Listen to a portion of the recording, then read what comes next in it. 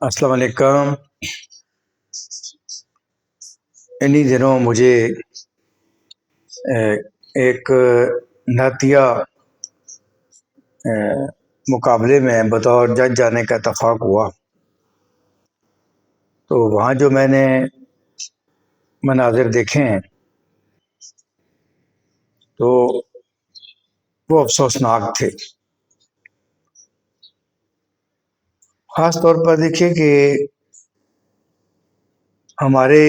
سرکاری جو مقابلہ جات ہوتے ہیں نعت کے، ان میں بھی میں یہی بات دیکھتا ہوں کہ سرکاری جو مقابلے ہوتے ہیں اس میں آپ عام طور پر شعبہ اردو کے جو استاد ہوتے ہیں ان کا ادب سے کوئی تعلق ہے یا نہیں ہے، انہیں ہم نعت خوانی کے لیے جج مقرر کر دیتے ہیں۔ کئی بار میں نے دیکھا ہے کہ مجھے بھی سرکاری طور پر جب ادھر ادھر بطور جج نامزد کیا جاتا ہے تو سب سے بڑی دشواری یہ ہوتی ہے کہ جب ہم طے کرتے ہیں کہ نعت کس کو کہتے ہیں۔ دیکھیں، جو لوگ صاحب مطالعہ ہیں، جو نعت کو پڑھتے ہیں، جو ادب کے ساتھ جڑے ہوئے ہیں، جو نعت کے ارتقاء سے واقف ہیں، جن کو قدیم نعت اور جدید نعت کا فرق معلوم ہے، ان کے لیے تو یہ ججمنٹ کوئی مسئلہ نہیں ہوتا۔ لیکن عام طور پر اکثر وہ لوگ ہوتے ہیں جن کا ادب سے کوئی تعلق نہیں ہوتا، وہ جدید نعت کو نعت ہی نہیں سمجھتے۔ ان کے خیال میں وہی جو دور اول کی جو نعت تھی کہ جن لوگوں نے رسول پاک صلی اللہ علیہ وآلہ وسلم کو دیکھا تھا، انہوں نے ان کے حسن و جمال کی تعریف کی، ان کے دندان مبارک کی تحسین کی، ان کی زلفوں کو سراہا، ان کے جو سیرت ہے اس کے متعلق شاعری کی۔ پھر بعد میں جب آنے والے جو لوگ تھے جنہوں نے رسول پاک صلی اللہ علیہ وآلہ وسلم کو دیکھا نہیں تھا لیکن وہ رسول پاک صلی اللہ علیہ وآلہ وسلم کے اوصاف سے واقف تھے، انہوں نے وہ اوصاف پڑھ رکھے تھے، انہوں نے آپ کے کردار کے متعلق جو روایات چلی آ رہی تھیں وہ ان کے پیش نظر تھے۔ انہیں پتہ تھا آپ منصف کیسے تھے،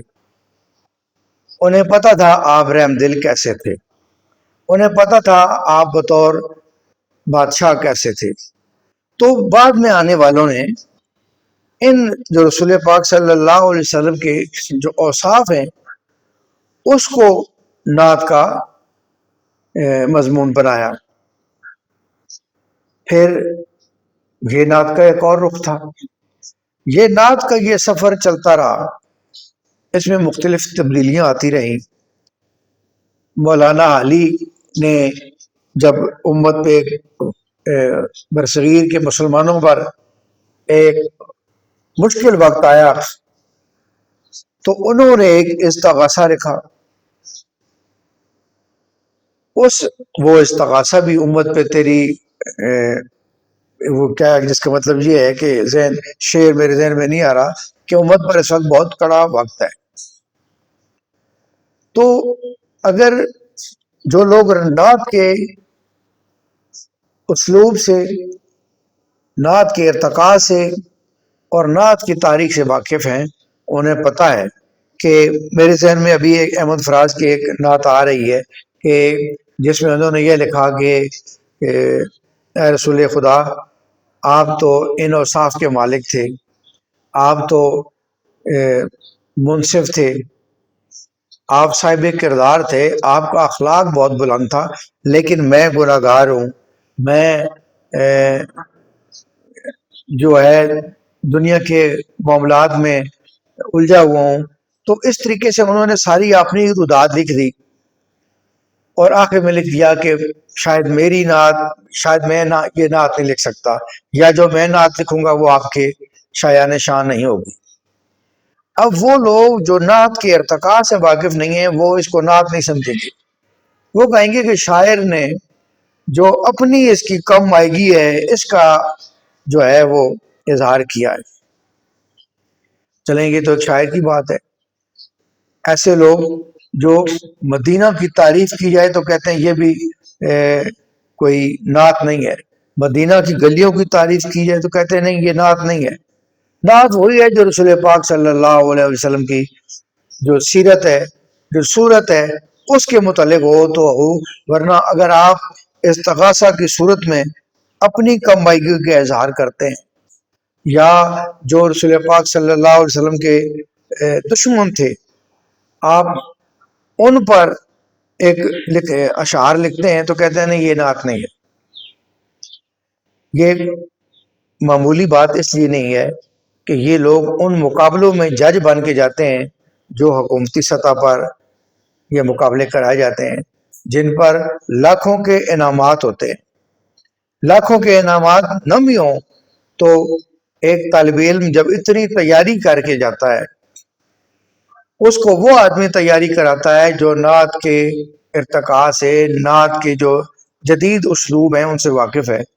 اور جو جج بن کے بیٹھا ہوا ہے اس نے کبھی نعت کے متعلق کوئی کتاب ہی نہیں پڑھی، اس نے نعت کے متعلق کوئی تحقیقی کتاب نہیں پڑھی، کوئی تنقیدی کتاب نہیں پڑھی، تو وہ ایک دم اس طالب علم کو وہ کتنی اچھی نعت پڑھے، کتنے ہی اچھے شعر پڑھتا رہے، اس کو اس وجہ سے نمبر نہیں دے گا کہ نہیں جی یہ نعت ہے نہیں۔ میں اس ویڈیو کے ذریعے ایک مشورہ بھی دیتا ہوں، خاص طور پر جو سرکاری نعت خوانی کے مقابلے کرائے جاتے ہیں ان کے لیے، کہ آپ کسی کا عہدہ، گریڈ یا اس کا روپیہ پیسہ دیکھ کر اسے جج نہ بنایا کریں، یہ بڑا نازک معاملہ ہے۔ اس کے لیے نعت خوانی کے مقابلوں کے لیے صرف اور صرف وہ آدمی ٹھیک ہے، وہ چاہے سکول میں پڑھاتا ہو، چاہے کالج میں پڑھاتا ہو، چاہے بینک میں ہو، چاہے عدالت میں ہو، چاہے وکیل ہو، جو ادب کو جانتا ہے، جو نعت کو جانتا ہے، جو نعت کے تقاضے جانتا ہے، جو نعت کو پڑھتا ہے، جو نعت کا مطالعہ کرتا ہے، جس کو قدیم نعت اور جدید نعت، قدیم نعت کے اس جو جدید نعت کے درمیان جتنا سفر ہے وہ اس کے پیش نظر ہے، ایسے لوگوں کو جج بنایا جائے تاکہ کسی بچے کے ساتھ نا انصافی نہ ہو۔ بہت شکریہ۔